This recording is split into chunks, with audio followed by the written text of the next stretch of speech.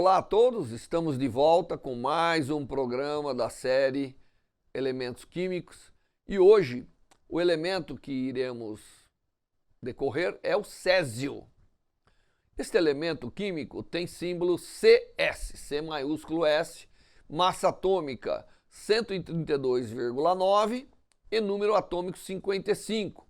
Portanto, sempre lembrando, o número atômico é o número de prótons e de elétrons, e tem então 55 prótons e 55 elétrons. O césio é um metal alcalino, portanto, aquela coluna à esquerda da tabela periódica, e está junto com elementos como lítio, sódio, potássio, rubídio e o frâncio.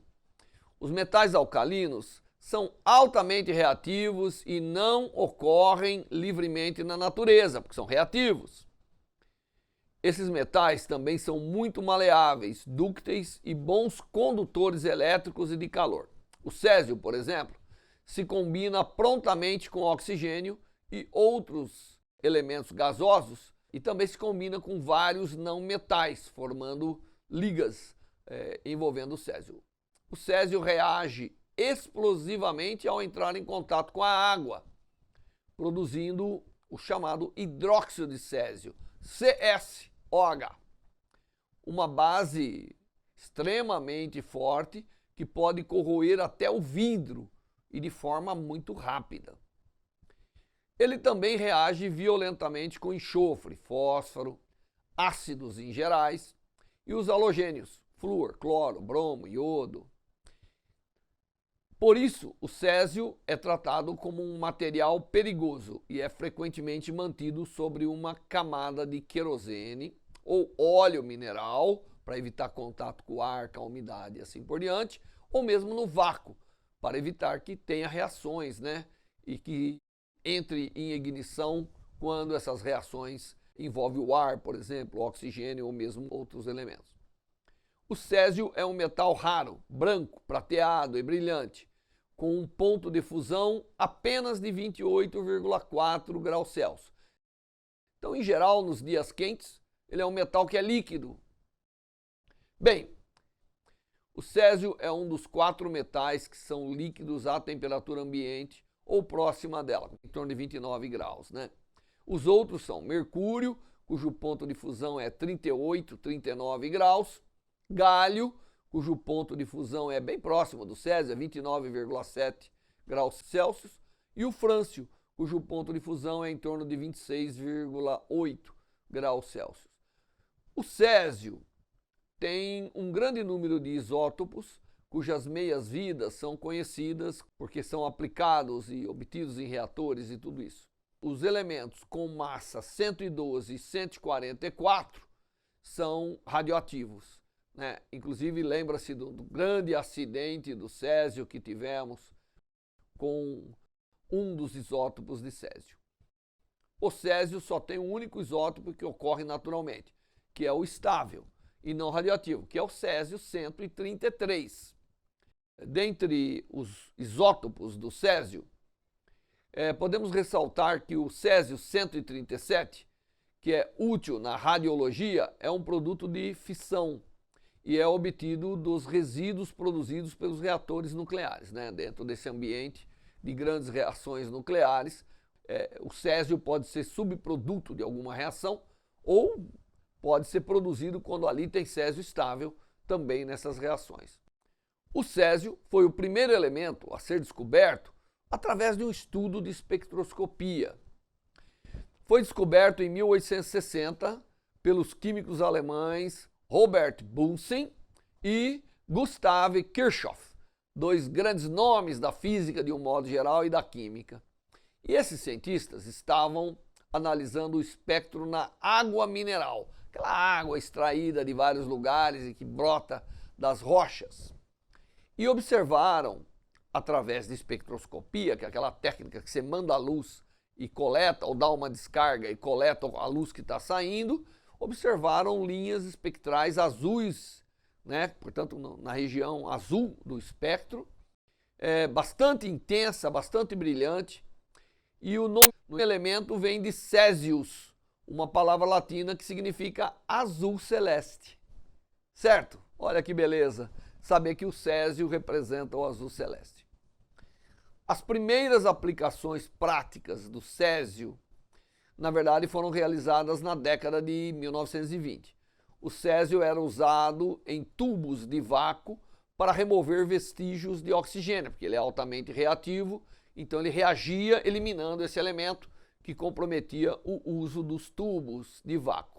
E também foi muito utilizado como revestimento em catodos aquecidos para aumentar a corrente elétrica desses catodos aquecidos, das válvulas e assim por diante. Nas décadas posteriores, surgiram mais usos para o césio, incluindo células fotoelétricas, espectrômetros e catalisadores para reações orgânicas. O césio é incrivelmente preciso na hora de marcar o tempo e é usado como um elemento químico nos relógios atômicos, os relógios mais precisos que a gente tem e que comandam toda aí os satélites, o GPS, as telecomunicações e assim por diante. A definição oficial do segundo, que é o tempo que leva para o átomo de césio vibrar 9.192.631.770 oscilações dentro de um segundo. É definido como o segundo. Então, toda vez que você joga radiação num átomo de césio e a sua nuvem eletrônica oscila esse número imenso de vezes, é equivalente a um segundo. Então isso define o relógio atômico, né? Os relógios atômicos são definidos hoje com base no césio, embora existam aí outros elementos. E as suas aplicações, eu já falei, são fantásticas. Nós não teríamos toda a telecomunicação, todo o sistema GPS, tudo isso se não fossem os relógios atômicos. O primeiro relógio atômico construído no Brasil se encontra em São Carlos, no Instituto de Física da Universidade de São Paulo.